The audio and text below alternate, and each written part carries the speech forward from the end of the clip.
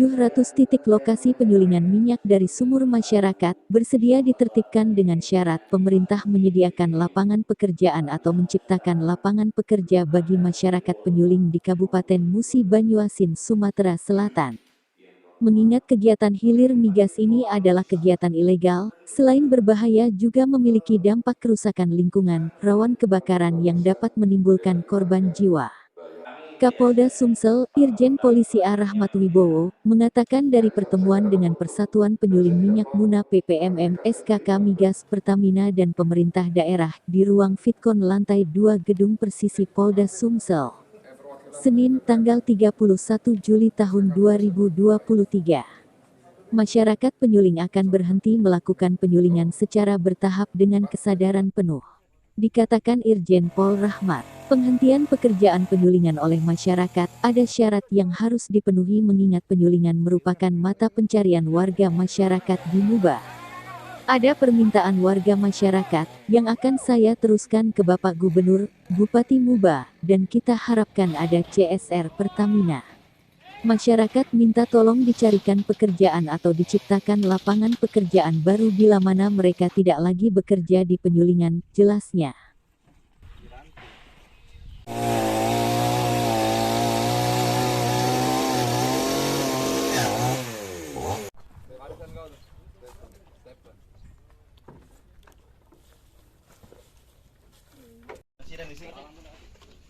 Masa? Masa ya? Kosong.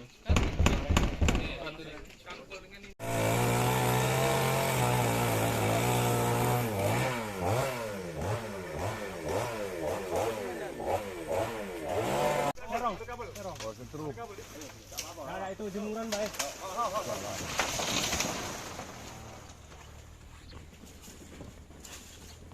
Kesimpulan rapatnya, jadi di Musi Banyuasin itu ada dua jenis pekerjaan setidaknya, di hulu dan di hilir.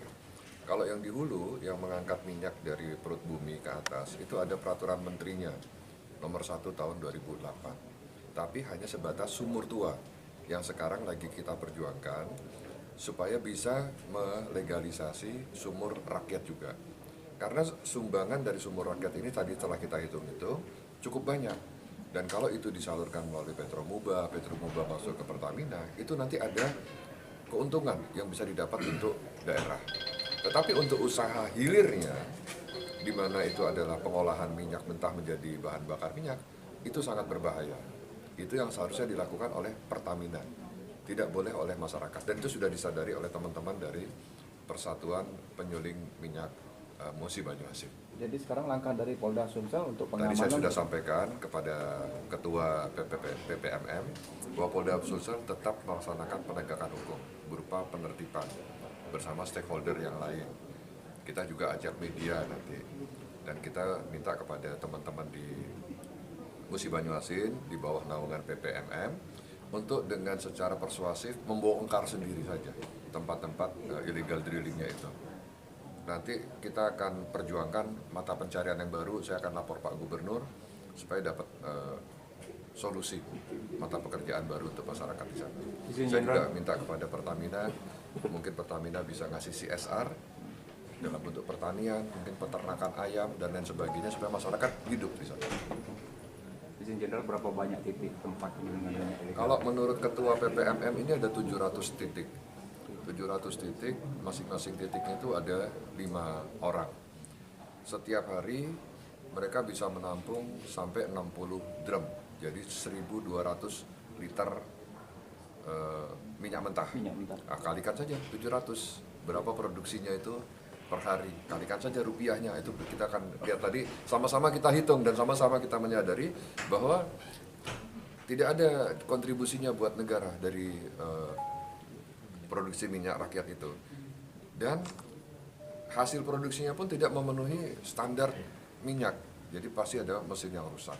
Kemudian supaya tidak terlalu jelek produksinya, mereka campur dengan minyak subsidi dari SPBU, sehingga subsidi minyaknya itu tidak tepat sasaran, jatuh kepada pengusaha-pengusaha yang berlindung dari izin niaga umum gitu.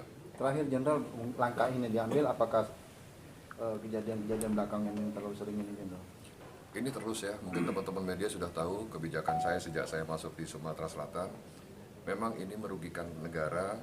Bahkan tahun lalu saya sempat ketemu dengan Ibu Dirut Pertamina. Beliau juga memberi atensi terkait hal ini. Bahkan tahun lalu juga ada penyesuaian harga BBM. Jadi pemerintah mengeluarkan subsidi itu sampai 550 triliun untuk BBM subsidi. Nah, salah satu kebocorannya dari sektor ini. Nah, ini kita sama-sama mengurangi kerugian negara.